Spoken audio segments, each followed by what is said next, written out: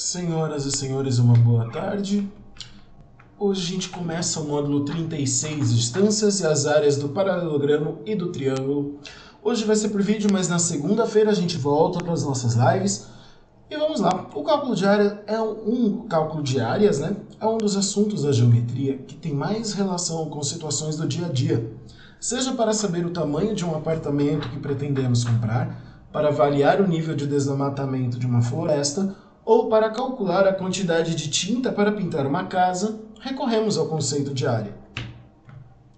Olha aí uma foto da região desmatada da floresta amazônica e uma imagem de satélite dos anos de 1975 e de 2012 na região de Ariquemes, Rondônia. Olha o que o desmatamento fez, apesar de não dar para ter uma noção exata do que é, mas olha a quantidade de verde que tinha nessa situação e olha em 2012. Esses espaços aí que estão em branco ou desfocados, como vocês preferirem, é a área desmatada. Tá?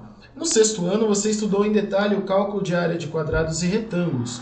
Em muitas situações reais, porém, é necessário calcular a área de figuras diferentes dessas duas. Nesse módulo, vamos estudar dois outros polígonos, os paralelogramos e os triângulos.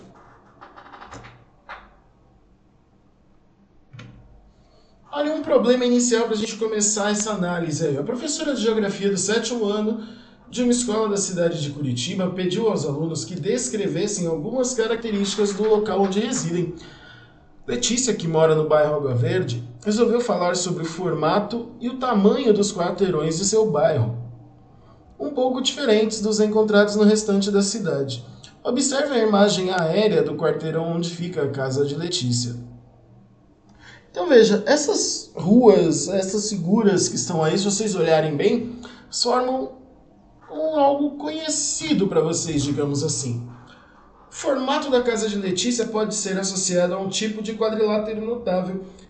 Qual é esse quadrilátero? Dá para ver pela figura anterior e por esta figura que está aí mais abaixo aí na página, que se trata do paralelogramo, né? Aí, para calcular a área do quarteirão, Letícia lembrou de que havia aprendido no sexto ano sobre o cálculo da área de um retângulo. Ela não sabia se aquilo poderia ser aplicado à figura que representava o quarteirão da casa, mas decidiu que valia a pena tentar. Olha aí o que eu vivo falando para vocês. Consulte seu glossário e escreva a seguir a fórmula que descreve o cálculo da área de um retângulo. Para quem já era meu aluno no sexto ano, eu não pedi muito para vocês o glossário, mas eu comecei a pedir esse ano por ter percebido a importância que ele tem no desenvolvimento de vocês, no desenvolvimento dos nossos conteúdos. Então, com a ajuda de seu pai, Letícia mediu os comprimentos dos dois lados dos polígonos que determina o quarteirão, que delimita o quarteirão mostrados na figura ao lado. Em seguida, ela multiplicou as duas medidas para chegar à área do quarteirão. Então veja aí as figuras, né, da figura desenhada, nosso paralelogramo.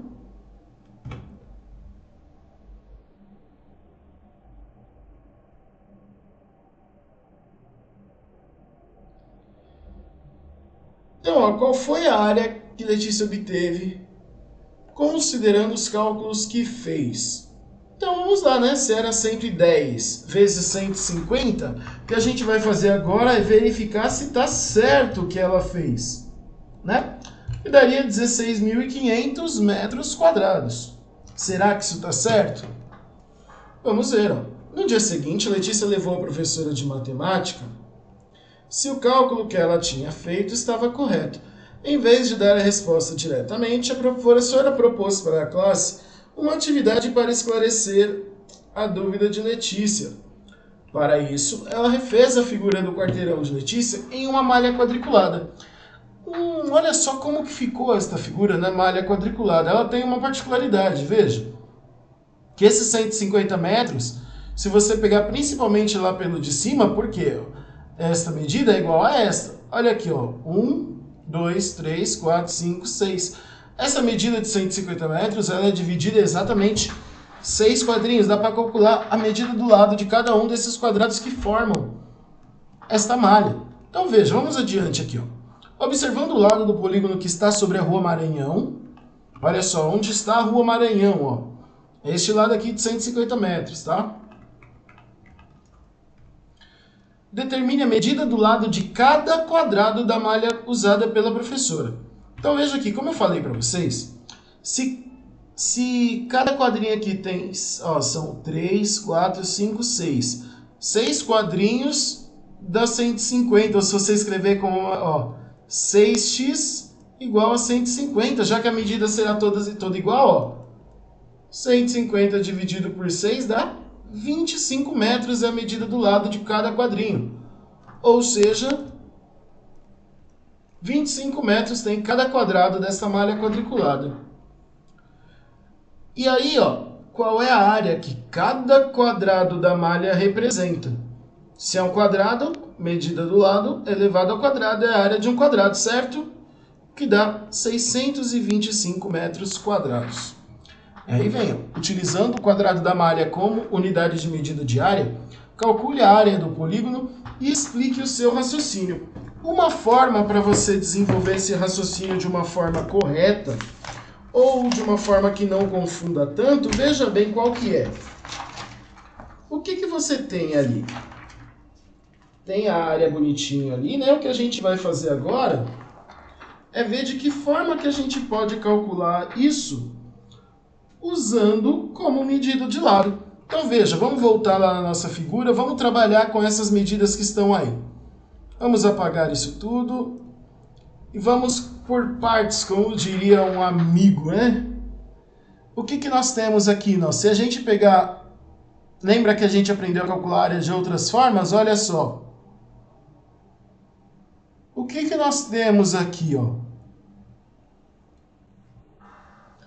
Um quadrado. E olha o que fica aqui por fora. Vou até usar o marca-texto agora, hein?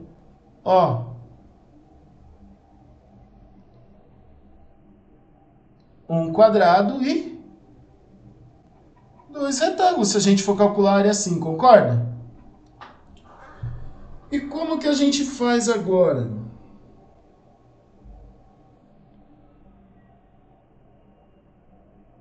Como a gente faz agora? A gente calcula a área de cada região dessas, olha. Aqui, nessas que eu pintei de amarelo, nós temos o quê? A área está deste lado, então nós temos metade da área, só que é a parte que está pintada, vocês concordam comigo? Aqui, esse retângulo que a gente pegou, veja só metade dele que está pintada, mas a área de um retângulo a gente já sabe calcular, que é lado vezes lado, ou seja, 2 vezes 4, não dá só a metade? Divide por 2. Tá? Esta é a área desta primeira parte. Mas a área aqui do meio não é um quadrado? 1, 2, 3, 4.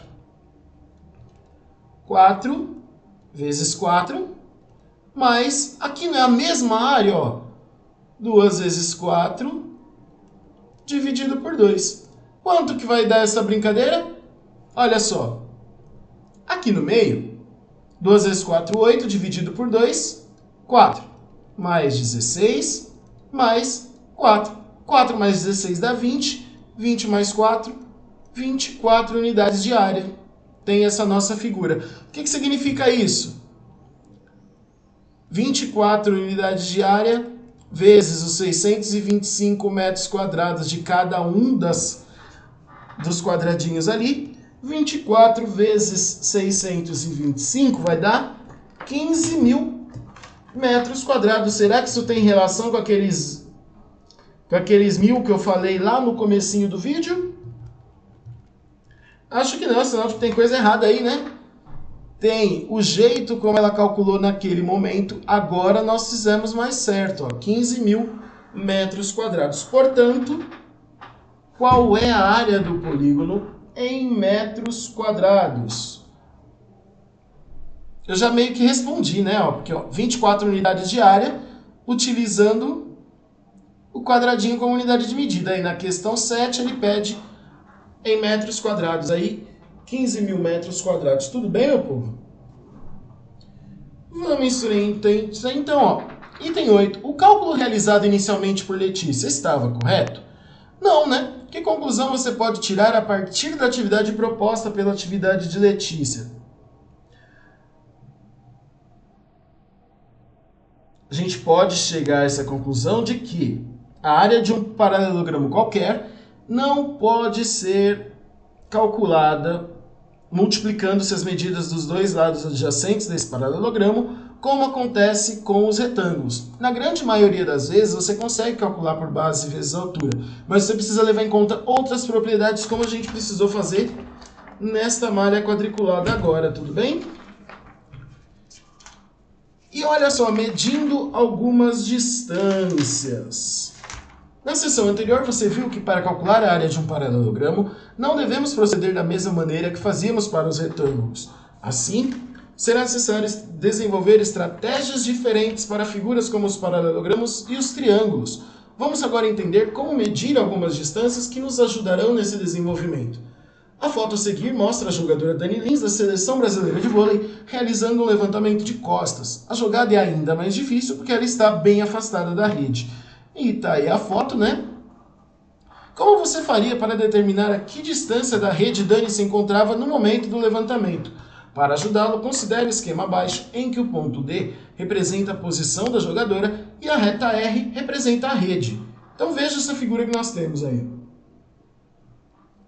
Como você faria para determinar a que distância da rede Dani se encontrava no momento do levantamento?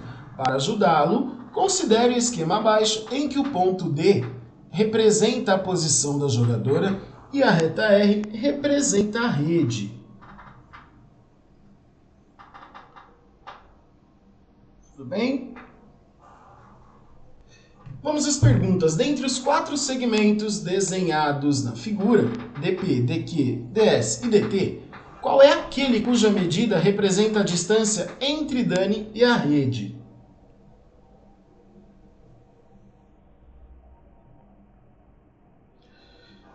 Uma observação importante, ó. O segmento que a gente está procurando aí é este segmento DQ. Por quê? Como ele aqui é perpendicular, ou seja, tem um ângulo de 90 graus, esse segmento representa a menor distância possível entre a Dani e um ponto da rede. Então, este é o que nos permite calcular com maior precisão qual a distância entre ela e a rede. Então, ó, qual é o segmento? Daqui é por esses motivos que eu acabei de dizer para vocês.